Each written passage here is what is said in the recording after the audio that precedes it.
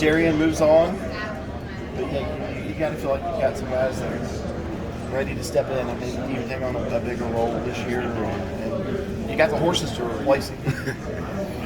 Well, that's the beauty about being at Clemson. You have the opportunity to recruit some good kids, and I've actually had the opportunity of playing a lot of kids in the past. So, it's just the next man up. When I went and looked at the stat counts from last year, and these are not the real numbers, but it'd be like one corner 232, another one 219, another one 247, whatever. I mean, they were all kind of close together. Was that beneficial for all of these guys to play as much as they did? Yes, because like I said, in our situation, you never know who's going to be the next man up.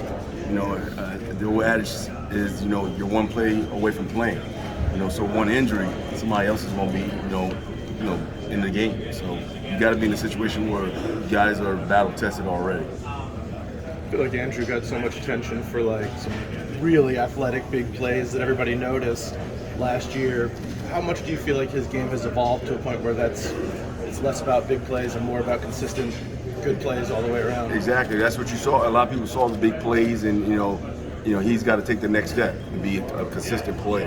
And that's just a sign of maturing, working harder, and being healthy.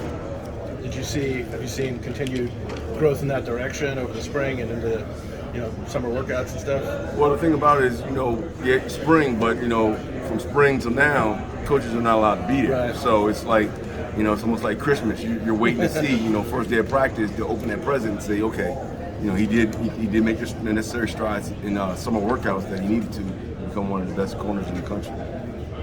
Sheridan's a guy that I kind of call the unknown. A lot of people don't seemingly know him. He's not flashy, but he's steady. Right. What are you looking for him out of the season? To make that next step. Like I said, going into last year, he was a starter, and up until a point where he had an injury, he was steady Eddie. You know what you're gonna get out of him, and like I said, for him, is now it's trying to take the next step. He's an elder statesman here. He's been playing here for a while, so now it's to see that maturity shine. Mike, health-wise, how is Malcolm Green? Is he ready to go? From what I know, he's ready to go. I saw that little tweet, that little race he had with Trenton Simpson. So to me, he looked fine. He's running, he's diving across the finish line. So, we'll see. When we go out there August 2nd. Has Nate Wiggins, in weight room returns, put on the necessary weight that you wanted him to this summer? From what I hear, he's doing a lot of PRs. Setting a lot of PRs in that weight room. So that's great for me. And if you always see his body structure, he had the cut, where you knew he was going to put on the weight once he got onto a college level. With that being said, what does Nate really need to do to get on the field early this season? Continue to learn the playbook. That's what usually hampers a lot of the young kids, is making that transition from high school to colleges. In high school they're usually just playing one defense, either man or they're playing zone. That's it. Where we do a lot of multiple things. For him to learn the playbook is going to be big. And the fact that he came in the mid-year, he got kind of thrust into it a little bit earlier than a lot of other people. You know where Nate is weight-wise? Weight's about, I want to see around mid to high 180s. Headed into August, how happy are you with the depth at the quarterback position right now? I mean, it is what it is. Can't complain. You just go play. For Fred, what is that next step for him? Fred now, like I said, having the freshman year out of the way, now he's got, he's kind of matured, things of that nature. So for him, it's time to go. That's the reason why we recruited him, and he was a highly sought after corner. So now it's time to show everybody why we recruited him. Some of the offensive coaches said that this may have been the toughest, both mentally and physically, spring that they've seen under Dabo. Do you think that, is your opinion the same? You know what? I can't say, because I'm in a position where I'm always under the gun. One slip up is a touchdown. So for me, I just stay focused and go straight. Is it hard staying patient, Coach, through this recruiting process due to the fact that you guys take a little unconventional approach and not having official visits until the start of the regular season, and you see kids maybe committing to other places? Is it hard just to kind of lay back and let the thing kind of play out? I mean, it is, because sometimes you feel like it's a competitive disadvantage for us. But the thing that I've seen is there are a lot of kids now that are trying to decommit because they feel like they made decisions too early, you know. And so for me, it's you know, it is what it is. You know, we've been able to adapt and improvise, and I think we've been pretty successful in the last couple of weeks on the recruiting trail. Does it say something personality-wise about the kids you're going after? If they are willing to wait, like you said, they don't commit then decommit. I mean, they are saying, okay, I'd love to have you know, that Clemson offer, but I'm willing to wait because you guys have told me how you handle things around. Exactly, and it's proof in the pudding. You know, so you know, this is something that's consistent. You know, you're talking about, you know, we've been doing 10-win seasons, college football playoffs, you know, graduation rates are through the roof. So you're talking about consistent programs. So we have a lot to sell, you know. And when people look at us, they say, okay, wow, what are they doing? And some people are willing to wait. We haven't mentioned Mario Goodrich yet. What do you see out of it? What are you looking for him to do here in the fall? He's the elder statesman. Yeah. He's my lone senior back there, and for him, it's just now it's time to put it all together. You know, he's in a situation where he's healthy, you know, and he's been doing a great job as far as the weight room, conditioning. So I look for a big year out of him. I apologize if you've been asked this before, but how strange is it going to be? I know you coach the defense, but just like in the game one, to look across the field and see Darren Kendrick. It's gonna be funny, you know. But I like DK. You know, he's a hell of a player. You know, wish he was still here, but hey, it is what it is. You know, I got to coach the guys that are in this locker room. I wish him well. Mike, your last three commits, I know you can't speak to guys specifically, have all been from IMG.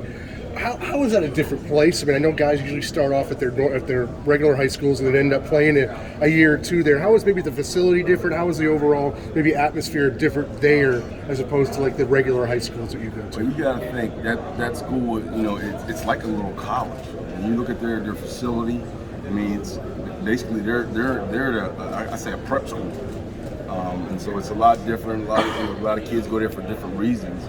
But usually when those kids leave there, their transition is a lot quicker when it comes to a college situation, because basically they're playing almost like a college schedule. They're almost kind of like an all-star team of high school kids, so to speak, more so than even the big, powerful programs that are some of the best in the country that are just regular high school. It is, because you got kids from all over, and they're the best of the best. Are they maybe, do they come in maybe a little bit more ready due to the fact that they didn't just stay in their hometown for 4 years? They were willing to pack up and go however many miles into a foreign experience. And seems like you said, they've already got maybe a year of college or two under their belt. Exactly. They maybe are more ready to go here. They are, and I think they are. You know, it's just because, like I said, they've been away from home. So the whole homesickness and things of that nature, you usually don't see those kids because, like I said, they've already made that decision. Some of them when they were juniors to go and go to that school. Are there? I know there's a lot of these modern high schools that have these huge facilities now at the big successful programs. But is IMG just pretty much another step above? Are they just kind of comparable to like maybe a big Texas high school or a big school in Florida that's a big high school? Or are they generally a step above in what they can offer kids as far as facilities? I think they are. You know, well, I wouldn't say a step above because you go to some of these Texas high schools and their facilities are like little colleges also. I think the thing that you get with IMG is you get a mixture of kids from all over the country. You know, some of them are even out of the country. You know, so now they're dispersed in a situation where they're learning to adapt to various cultures, and come together and play football. I think you guys have had 7 recruits now, all on the defensive side of the ball. But from there, I think since 2015 or 2016, have you guys made a conscientious effort? You've had some success stories with guys from there, and you had just mentioned all the factors. Have you guys made an effort to say, hey man, this is a place we really need to kind of plant our flag and see if we can establish a pipeline? Not really, because I've been recruiting some of those kids when they were freshmen at their home high school, so it doesn't really make a difference. I mean, for me, it's just I'm just building relationships. It's not anything particular with IMG. It's anybody. And like I said, in the recruiting process, you start early. And so some of these kids that I've been recruiting, literally, they were freshmen in high school somewhere else, and just happened to transfer to IMG. I think or if these kids hold true, the 3 follow through and sign with you guys, that'll make 7, like I said, over the past handful of years. All on the defensive side of the ball. Is that merely coincidence, or are they known as a defensive school, and you as a defensive coach, that's something that kind of stands out, that, hey, they play a style that's known for their defense? I mean, thanks to you, I would not even know that. Like I said, I don't look into all that. I know they got a good head coach. They got a good defensive staff. When you look at their defensive staff from support staff, you got some guys that have a very good resume. So I mean, like I said, I didn't know that until you brought that to my attention. Thanks. Well, thank you. There's Coach, some. what makes Clemson so compelling to recruits? I mean, I can sit here all day and tell you. I think the players will be better at telling you that, but it's something different. You're going to get everything that you want to be successful. From the academics, from the social, from the spiritual to the athletics, and you just name it. And it's been consistent. And so when you have something that's consistent, it's easy to go and present to recruits' parents, to recruits. We're not a flash in the pan. So I think that has a big factor. And then when you come to this small town and the community embraces you, people like that. Is there somebody from your group that maybe people don't know their name yet that will surprise people this season? Maybe Nate Wiggins. He's the new guy on the block. You never know. And like I said, I won't know until we get out there and we actually start, putting on the pads and running around. So it's like, I hope all of them do well. You guys had any fun at all with CJ? I was just talking to him about, he went from being one of the most heavily recruited guys in the history of the program to now he's going after guys that were him in high school. I mean, you guys have some fun that he's kind of made that jump now to the other side of the recruiting aisle? I haven't. CJ's going to do a hell of a job for us. I mean, you talk about a guy who, is going into being inducted to the College Football Hall of Fame. The things he did as a player. I mean, to have that young man go sit in front of parents, and be able to talk about his experience, especially coaching at his alma mater. I mean, that's big stuff right there, man. Hey, sign me up if he came to my house and was recruiting me. Do you think kids today are aware? I mean, Sweeney's, given over the years has given CJ so much credit, saying that credits him as one of maybe 1 or 2, 3 guys that made the commitment to come here, and that's what really started the ball rolling well before you guys reached elite status. Do you think kids realize how important he is to the history of this program? Heck yeah. I mean, you just Google his name and you read his stats. I mean, that's enough to be said. A lot of times in this business, you talk about credibility. You got one that not only played the position, now he's coaching the position and has been successful on every level. So, like I said, when you have a guy with that type of resume sitting in front of you, I mean, you have nothing but to believe in it. Dabo likes to talk about the windshield mentality, but how difficult was it for you guys on the defense to flush the Ohio State loss? And it's still hard, I mean, heck, they played a great game, and it's one of those, hey, you tip your hat, you got to move on.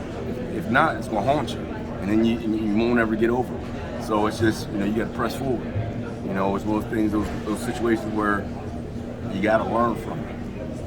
So it was hard at first, but hey, it's a game, What were some of the takeaways that you took back to your group specifically from that game? I mean, we've got to fight, scratch, and claw every play. We got to be focused in. We can't get caught up in the moment. And we gotta stay together. Through the thick and thin. And like I said, it was one of those unfortunate days. Hey, you can't win them all. And like I said, you got to learn from it. Mike, as you look across the quarterback landscape in the ACC, what do you make of the talent level in the league this year? Man, unbelievable. I mean, unbelievable, top to bottom. We got great quarterbacks in this league, and everybody wants to say their conference is the best. I know this.